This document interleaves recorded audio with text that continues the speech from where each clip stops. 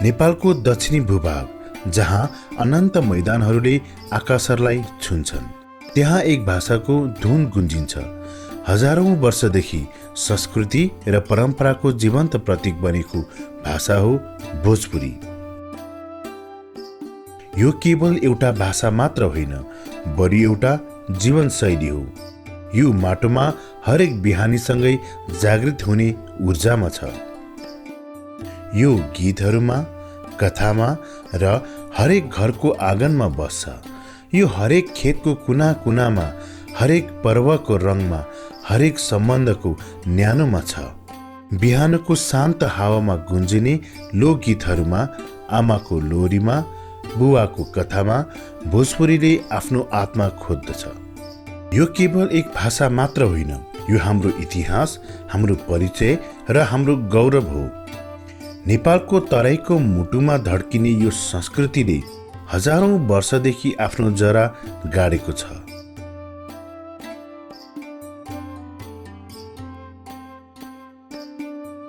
आज हामी तपाईलाई भोजपुरी भाषा र संस्कृतिको यस अनौठो यात्रामा लैजाँदैछौँ, जहाँ हरेक शब्दमा, हरेक धुनमा र हरेक परम्परामा नेपालको गौरव लुकेको छ।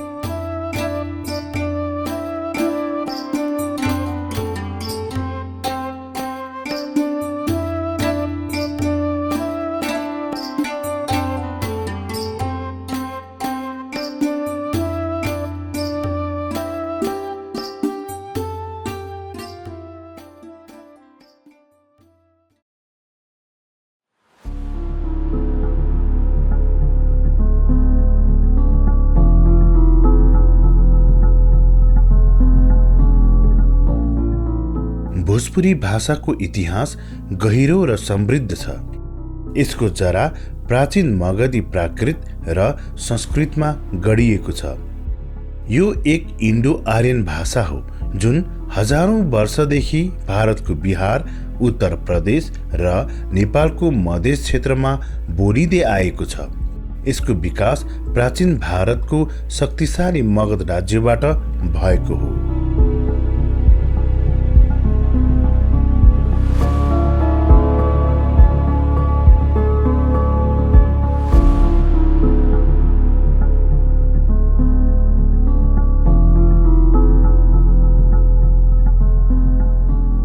नेपालको सन्दर्भमा भोजपुरीको आगमन र विकास सयौं शताब्दीदेखि नै यस क्षेत्रका सामाजिक, सांस्कृतिक र धार्मिक गतिविधिहरूसँग नजिकबाट जोडिएको छ।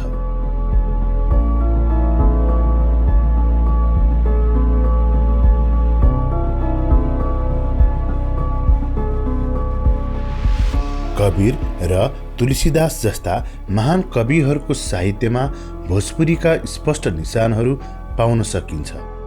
यी महान सन्तहरूले आफ्ना भक्तिपूर्ण रचनाहरूमा भोजपुरीको सरल र शक्तिशाली रूपको प्रयोग गरे, जसले यस भाषाको साहित्यिक महत्त्वलाई झल्काउँछ।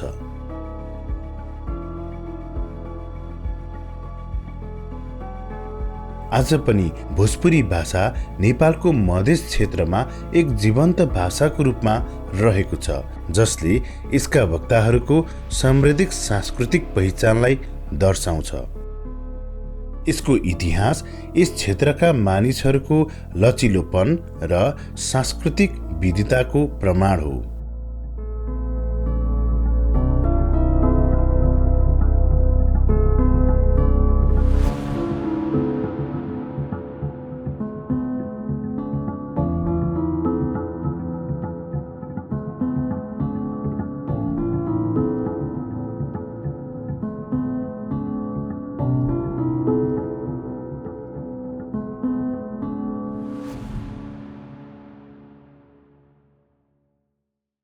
नेपालको दक्षिणी भूभाग विशेष गरी मध्य प्रदेशका अधिकांश जिल्लाहरूमा भोजपुरी भाषाको सुन्दरता र जीवन्तता प्रत्यक्ष अनुभव गर्न सकिन्छ।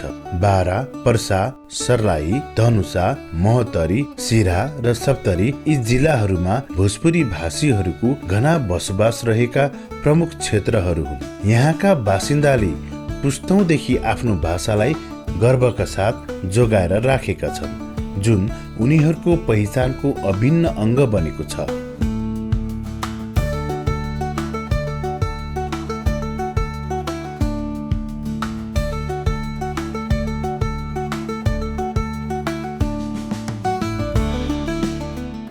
भोजपुरी नामी काफी बा। ई माटी से जोड़ल ऐसन भाषा है, ये खाली मातृभाषा में ही सीमित नहीं के, ये विश्व व्यापकता ले आइल बा अपना में। ये एक दूसरा से जोड़े वाला ये भाषा बा। सारा विश्व के सारा इंसान के, सारा धर्म जाति, सारा वर्ग के में समेटे वाला ये खासियत रखेला भोजपुरी भाषा, जेकरा के बोले खातिर हम अभी बोलता नहीं, हमार बहुत गर्व महसूस होता, हमार एकदम रौ रौ गौरवान्वित होता।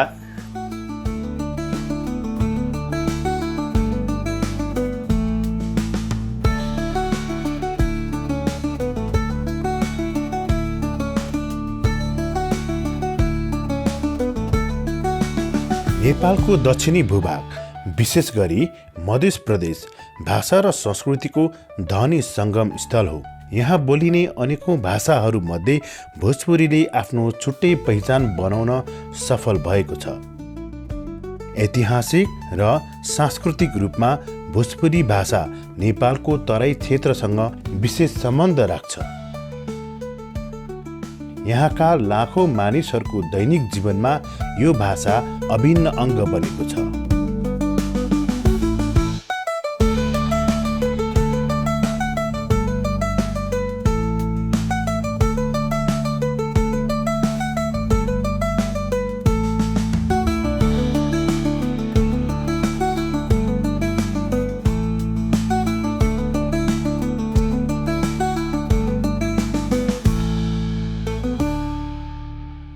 जैसे हमने कहता नहीं कि भोजपुरी भाषा के सामाजिक मूल मान्यता, रीति रिवाज, रहन सहन, ओखन खान पान, पहिरन जे भी बाटे, ई कहीं कहीं लोप हो रहा बा।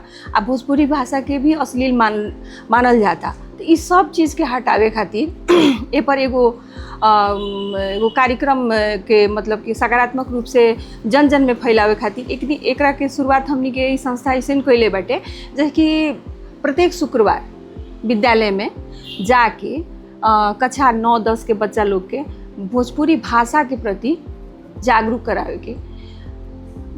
के क्रम में जैसे कि उ लोग से पूछा जाला कि तहनी के मातृभाषा का है, तो उ लोग बोलेला हमर मातृभाषा भोजपुरी है। तो भोजपुरी भाषा में के प्रति उ लोग के जौन भाव आवेला उ नकारात्मक आवेला। नकारात्मक कैसे आवेला कि जौन अभी भोजपुरी गीत सब जौन चलल बा, ये वजह से उ लोग भोजपुरी अच्छा ना है, भोजपुरी गंवार की भाषा है, भोजपुरी बोलला से मान प्रतिष्ठा में कमी आवेला, लोग ओकरा के स्टैंडर्ड ना समझेला।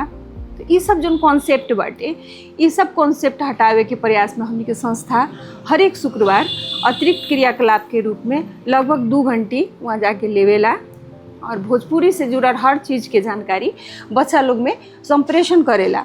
संप्रेषण करे के क्रम में बतावल जाला कि मातृभाषा के हमेशा प्रयोग करे के चाहिए, और हमनी के मातृभाषा अगर मर गई तो का हो कि हमनी के समाज के अस्तित्व ही मर जाए। शैक्षिक क्षेत्रमा भोजपुरी भाषाको प्रयोग बिस्तारै बढ्दै गएको छ। मध्य प्रदेश सरकारको पहलमा केही विद्यालयहरूमा भोजपुरी भाषालाई स्थानीय भाषाको रूपमा पठन पाठनमा समावेश गर्न थालिएको छ।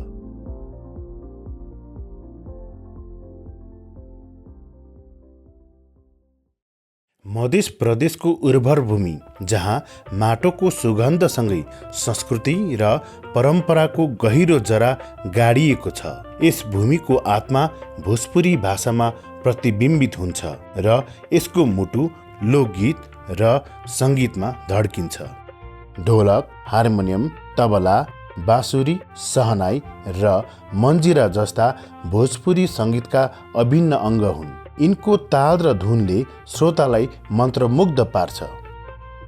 भोजपुरी भाषा भी लोकगीत ह कह के, मातृभाषा तो हमनी के भोजपुरी ही है, लेकिन लोकगीत भोजपुरी है कह के उ लोग के मालूम ना रहे, काहे कि उ लोग के सिर्फ फिल्मी गाना के दिमाग में बा कि भोजपुरी अच्छा गाना ना हो।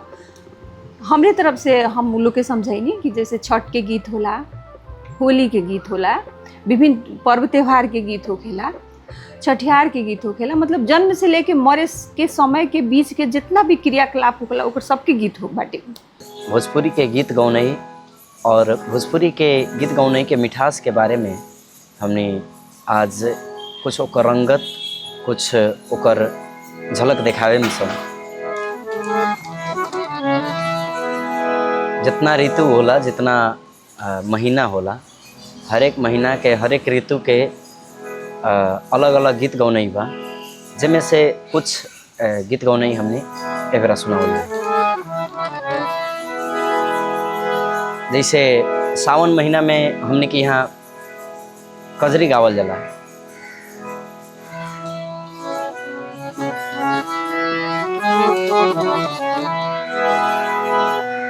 कि मिर्जापुर कैला गुलजार हो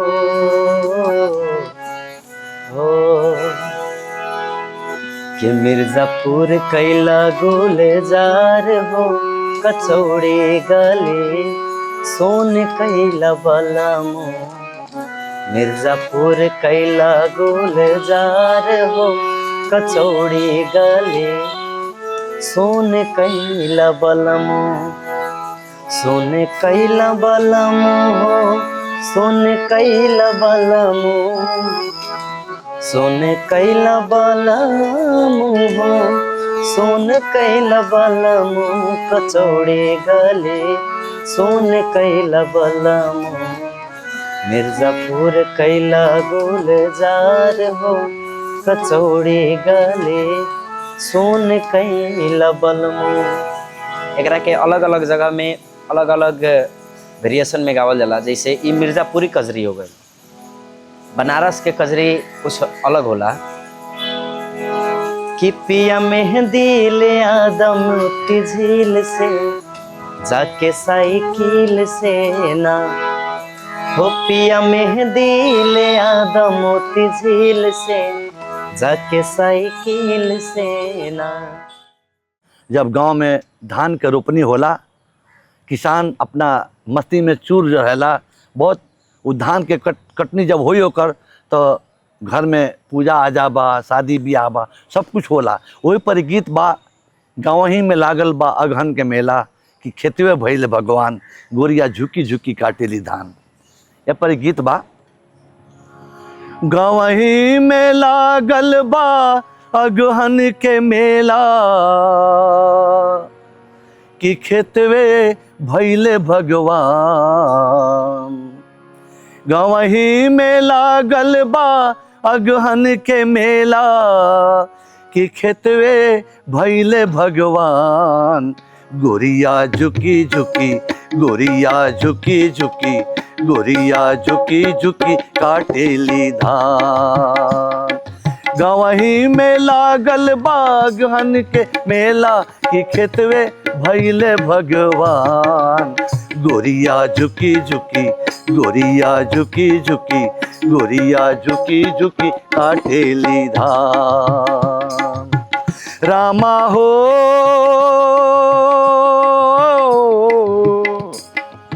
रामा हो रामा हो।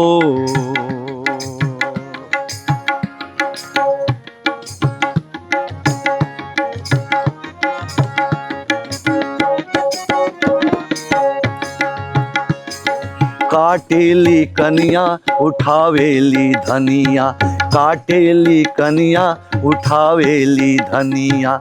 राही बटोही से अखिया चुरा के, राही बटोही से अखिया चुरा के। खेत खरिहनवा हो,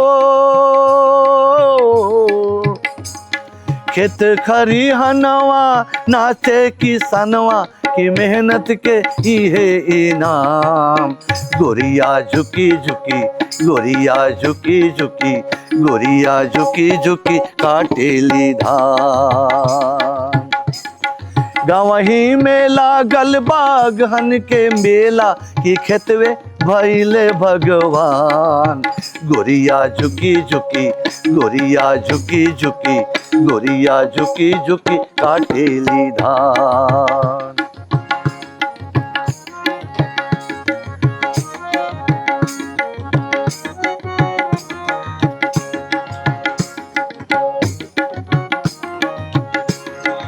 बैलन के पाँव से हीरा दवाता, बैलन के पाँव से हीरा दवाता, सुपवन के उटियन से मोती ओसाता। खेत खरिहनवा हो, खेत खरिहनवा नाचे किसनवा की मेहनत के इहे इनाम। गोरिया झुकी झुकी, गोरिया झुकी झुकी, गोरिया झुकी झुकी काटेली धान।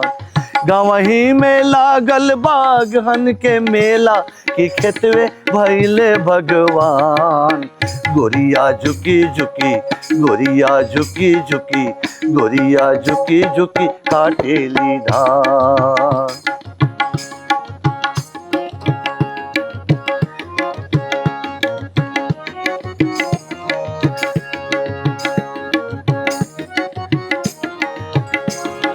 धनवा जे काटे किसनवा,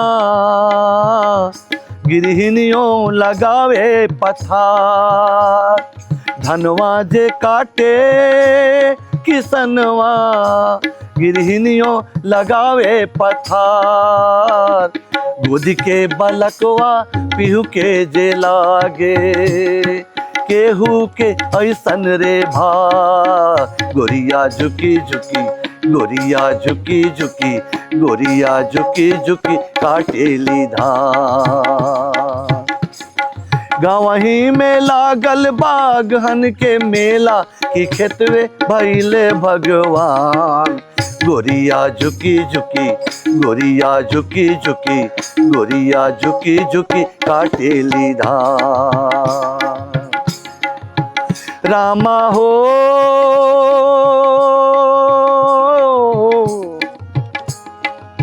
रामा हो,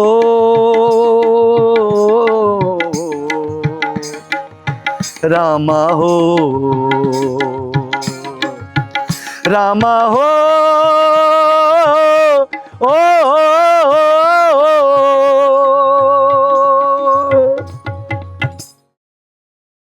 मधेसको उर्वर भूमि जहाँ प्रकृति र संस्कृतिको मेलले एउटा अनुपम पहिचान बनाएको छ। यहाँको माटोमा गढेको छ भोजपुरी भाषाको मिठो गुन्जन, जस्तै पुस्तौँदेखि नै कथाहरू, गीतहरू र लोक परम्परालाई जीवन्त राखेको छ। ती राजा महाराजाका कथा हुन् वा चतुर स्याल र मूर्ख सिंहको कथा नै किन नहोस्, यी सबैमा एउटा गहिरो सन्देश लुकेको छ।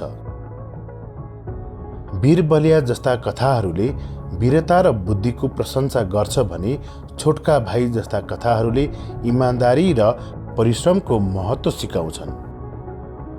खाली हात आइल बा, खाली हात जाइल बा, अर्थात् खाली हात आएको छ, खाली हात जानेछ ले जीवनको नश्वरताको बोध गराउँछ। और अभी हम जौन गीत गावे जा रहल बानी, ई उ किसान के बारे में है जौन शोषित बा अपन मालिक से, यानी जमींदार से शोषित बा।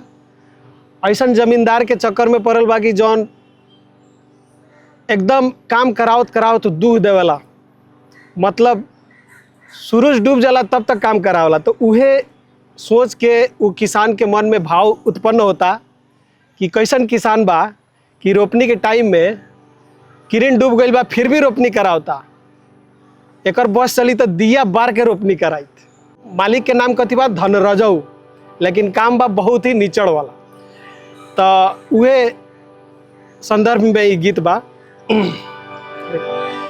दियवा बारी बारी रोपनी करावेला हो धन राजऊ,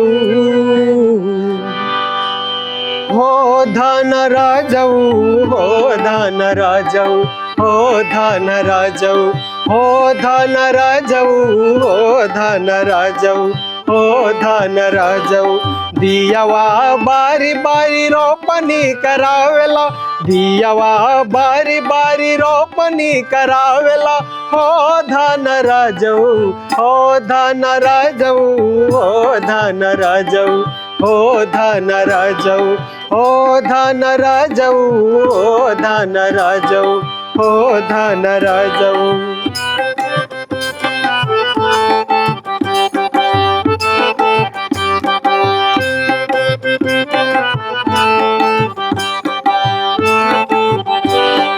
तन को न लेवे तू देवेला विश्राम हो, देवेला विश्राम ना देवेला विश्राम हो। पीठ पर चढ़ के करावेला तू काम हो, करावेला तू काम हो, करावेला तू काम हो।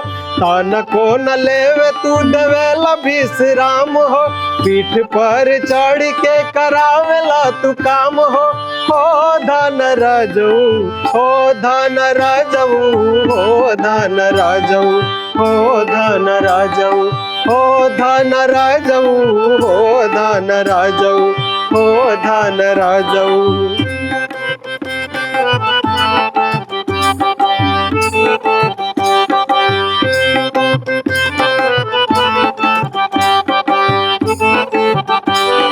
मानवा में तन को न तोहर बदनाई, तोहर बदनाई न तोहर बदनाई। सुखल रोटी नून मरचा भेजलपन पियाई, भेजलपन पियाई, भेजलपन पियाई।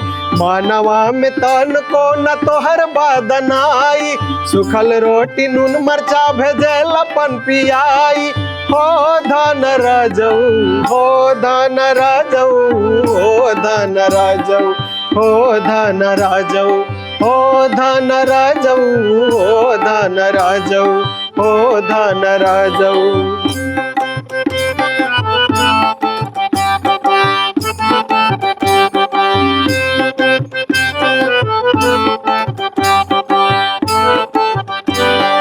हार जाई दौरी दौरी तोहरो दुआरिया, तोहरो दुआरिया हो तोहरो दुआरिया।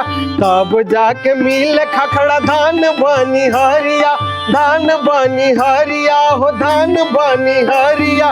हार जाई दौरी दौरी तोहरो दुआरिया, तब जाके मिल खखड़ा धान बनी हरिया हो धन राजऊ, हो धन राजऊ, हो धन राजऊ, हो धन राजऊ, हो धन राजऊ, हो धन राजऊ, हो धन राजऊ।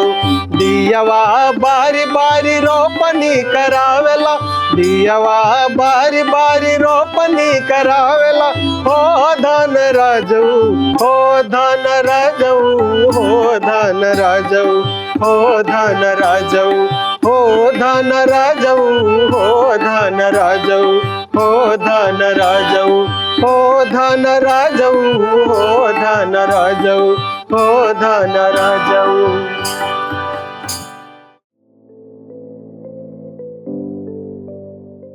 विद्यालयहरूमा भोजपुरी लोककथाहरू र गीतहरूलाई पाठ्यक्रममा समावेश गर्नु, सांस्कृतिक कार्यक्रमहरू आयोजना गर्नु र डिजिटल माध्यमबाट यी सामग्रीहरूलाई देशभर पुर्याउनु आजको समयको माग हो।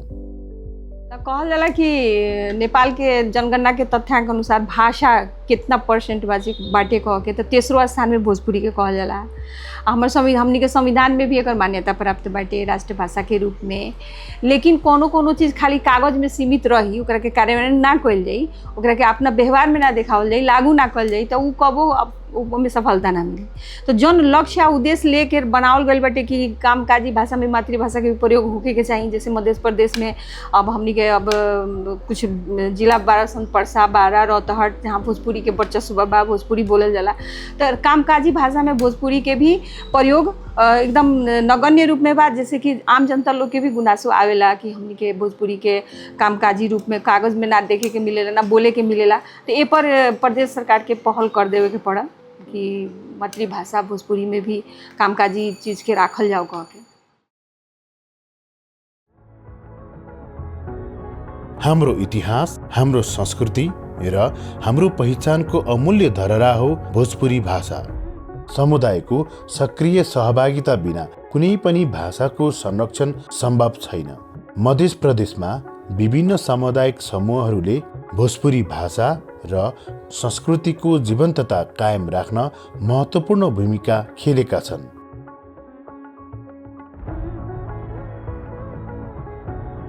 आउनुहोस् हामी सबै मिलेर यो समृद्ध विरासतलाई जोगाउँ र यसलाई आउँदो पुस्तासम्म पुर्याउने प्रण गरौँ।